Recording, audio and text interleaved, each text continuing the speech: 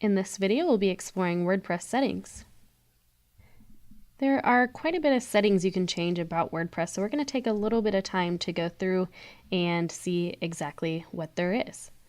To get to your settings, you can come in your admin toolbar over on the left-hand navigation, and it's almost all the way at the bottom. You can see it down here under settings.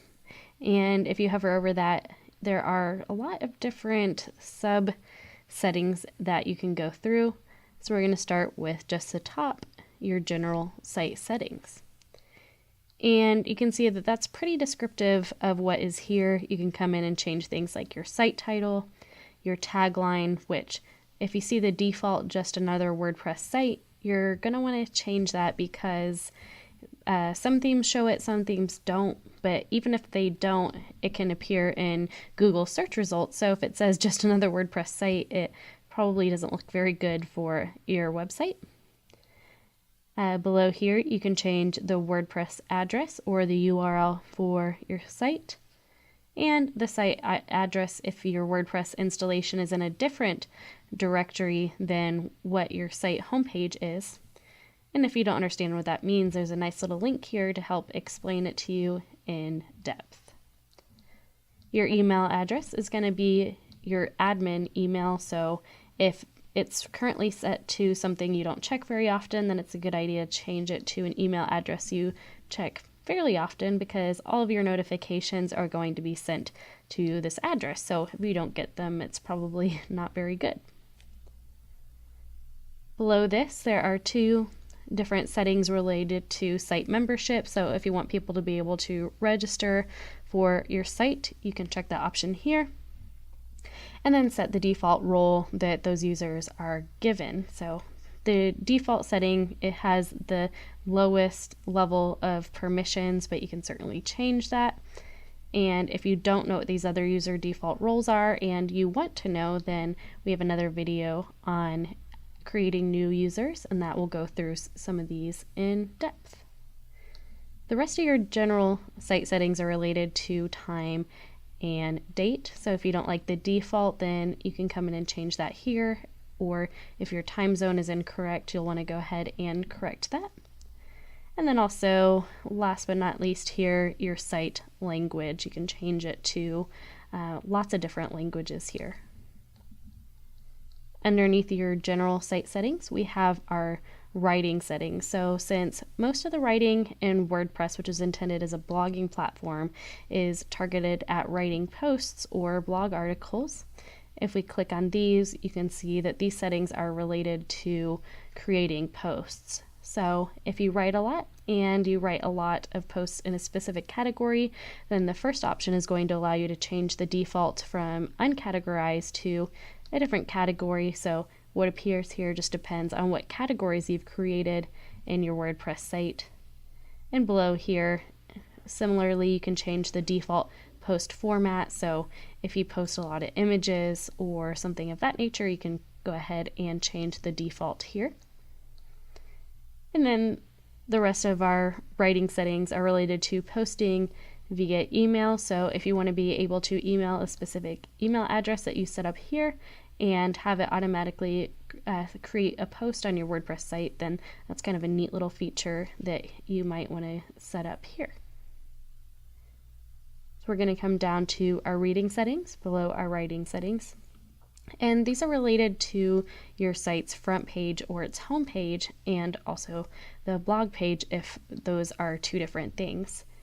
So if you want your front page or your home page to display something then other than your latest posts, which is a default, then you can go ahead and change it to a static page, which you can choose from the pages you already have created in your WordPress site. And then if you want your blog page to be something other than your front page, you can go ahead and do that right below there. So we're going to come down to discussion settings now. And just a brief note, I'm not going to read through all of these just because some of them are pretty self-explanatory and it would probably put both of us to sleep if I were to read these off one by one. So our discussion settings are related to making comments on your site, which is especially important if you have a blog, because unfortunately it's a tendency that there can be a lot of spammy type comments. So you can come here and reduce the amount of spam you get by taking a little bit extra care. And if you want to increase the permissions of users, or if you want to add extra security, such as if you want users to be registered and logged in before they can comment on your content, then you can change things like that. And right here in the middle, under comment moderation and comment blacklist, it's a cool feature that if you have comments that get a certain amount of links, then you can automatically hold them in moderation, so you have to approve them before they appear. Or if you want to add a certain IP address, if you have a specific person or location that is repeatedly spamming your blog, then you can go ahead and add that here.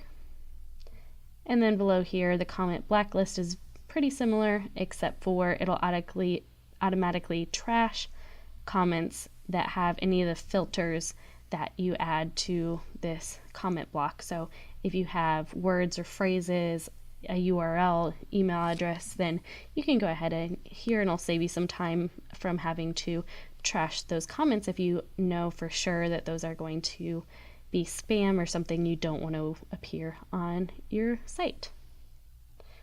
The rest of your discussion settings are related to avatars for people who comment. So if you want to show or hide users' avatars when they comment, or if you want the default to be something other than the mystery person, then you can go ahead and change that here. The media settings are related to images in your media library. So most of these are related to the default sizes that WordPress generates for images that you upload. So if you want the thumbnail size to be something other than the default, or there's also a medium size and a large size, then you can specify that here if you need to be something very specific. And last but not least, your permalink settings are related to the permanent URLs or permanent links that appear on your WordPress site or are generated for your WordPress site. So let's say you have a website that isn't a blog, then it might not make sense to leave your settings at the day and name. Maybe you don't want the year, the day, and the date to appear in your permanent URL. You can change that to something like the post name, which is going to be more semantic or meaningful related to your content. And just a note here, you want to change this earlier or as early as possible in your site's life, because if you come in and change your mind later, then you're going to break a lot of links, and that can be pretty disastrous if you have a lot of people linking to your content, or if there are a lot of links out there to your content on the internet, then they're no longer going to be working since you've changed the URL structure of your site. So if you have any questions about any of these settings and you need more information, you can always come up to the top on the top right where you see this help toggle and click on that, and you'll see it bring this down, and you can read an overview and some little tidbits of information related to the settings page you're on.